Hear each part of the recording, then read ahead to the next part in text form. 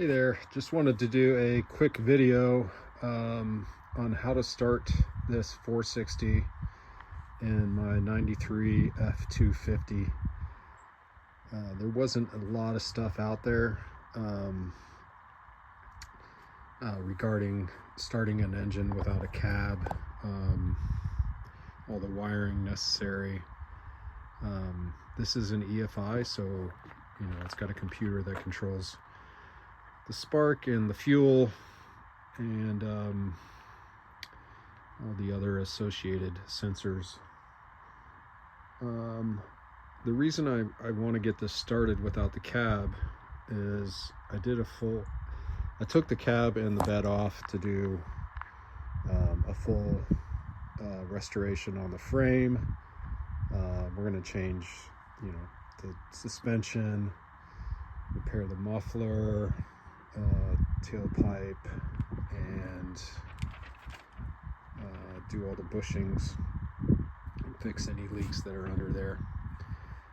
There might be some ball joints bad too, so we're gonna look at all that, but it's easier to just take everything off, and while I had everything off, I did quite a bit of engine work, because it's just so much easier to take the engine out and do the work that you needed. We changed the pistons, piston rings, crank bearings, rod bearings, did a full valve job, and so I wanted to hear it run. I don't want to do a bunch of cosmetic work on the cab and the bed without knowing this thing's going to be pretty solid.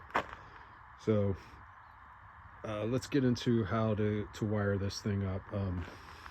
First and foremost, you got to have your computer hooked up, and your ECM hooked up. Try to get as many sensors as you can on there. It'll just, if you're going to run it for any length of time, it'll just run a lot better with all the sensors hooked up.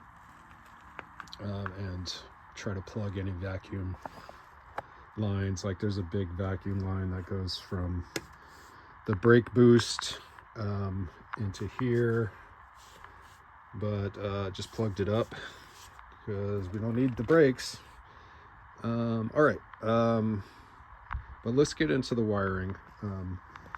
Show you, if you just go into your Haynes manual, you've got your PCM, and you've got a PCM relay and a fuel pump relay.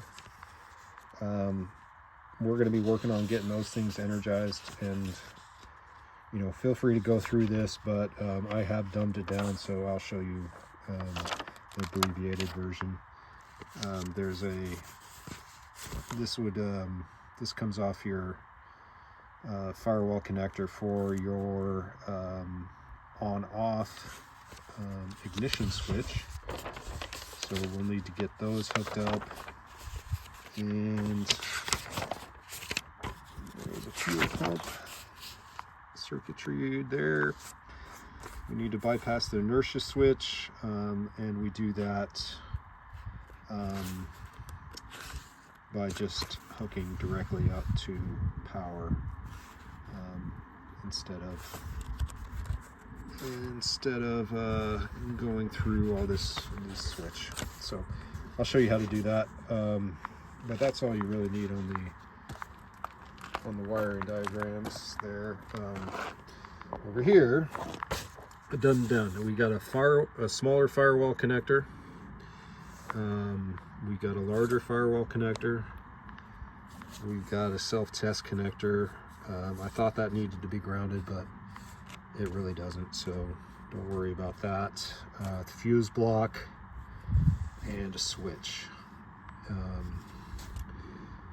Let's see, let's get into the engine so I can compare what I've got here. All right, so we've got the fuse block here. All right, and inside the fuse block, we got two relays. You got your PCM, and you've got your fuel pump relay. those both need to be energized for the way that I hooked it up. And then on the back here, there's a big yellow wire, probably 4 gauge, that I clip onto and then come down to my switch.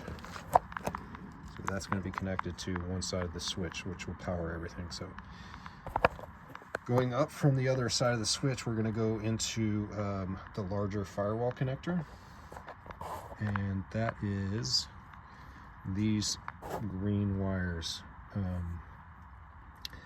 On the back side of this, you can follow the colors here, but for what I have hooked up on those green wires, I have the red and light green and gray and yellow.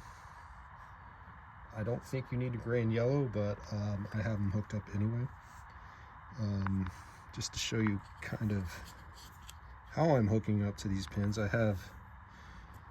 found that the back, or one part of the MC4 connectors for solar panels works really well for hooking that up, but you can use clips or whatever. I just thought this was more convenient, and they're super cheap, so you can pick some up. All right, so those are those colors, and then on this you also need a good ground. So this is black, and that goes to a ground. I made a good clean ground next to these on the frame, and on the battery side you also need a really good ground. I can't really stress that enough because I had some problems, you know, low voltage, pump not getting enough power, relays not energizing enough. So make sure you have a good ground on both sides, of your battery and on this side. Okay, so back to this.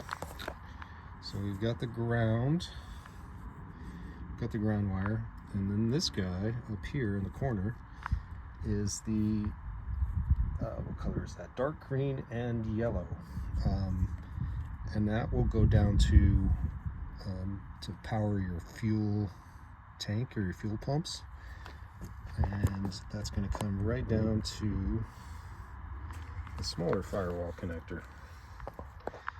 All right, on the smaller firewall connector, there are 2 pins.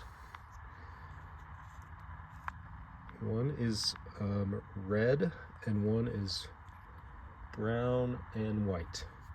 Brown and white is for your rear, and red is for your front fuel tank. I have it hooked up to the rear fuel tank, and the pin right above it is the red, which is the front fuel tank.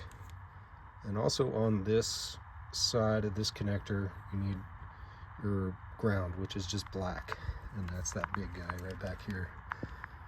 Right back in there, there's a big black wire, and that'll just go right up to your ground point. And then that's really all you need to get these things started. Let's go to the battery side. So on the battery, I have some I had to replace some connectors here, really get them nice and clean, make sure that everything's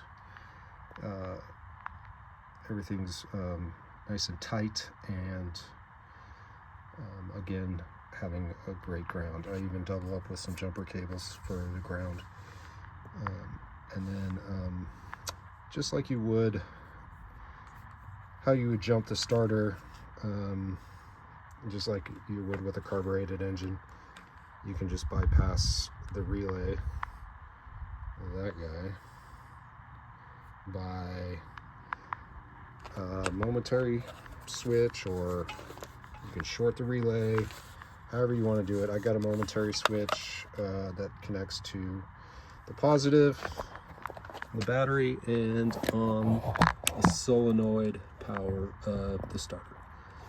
And that will get the starter running. Okay. Let's give this a shot.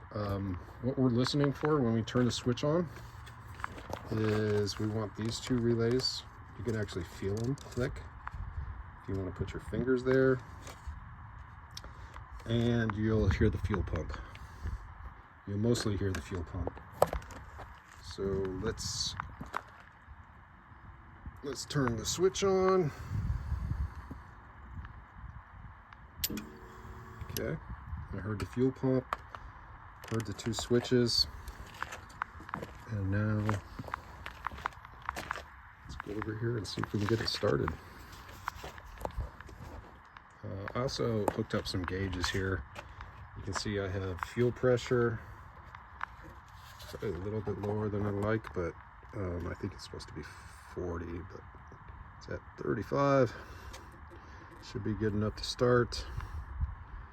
I have a vacuum gauge, and then I have a oil pressure gauge. I just hooked those up because I did that work to the engine, and I wanted to make sure that I had get to monitor what I could when I first start it. And then also hooked up the radiator because I was going to do doing some timing on it, timing adjustments. Just wanted to let it run for a little bit.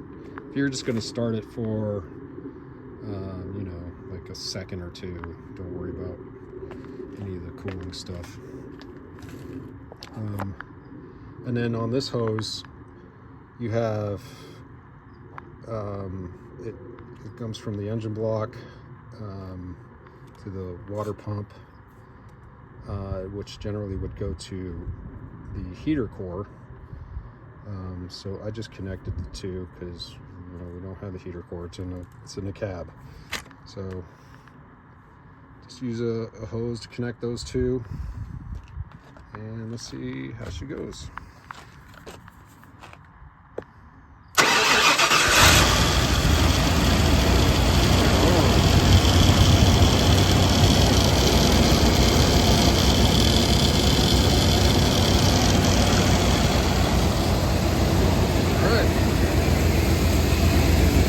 Shut her off. Go back down to your switch. Shuts right off. I hope that helps. Good day.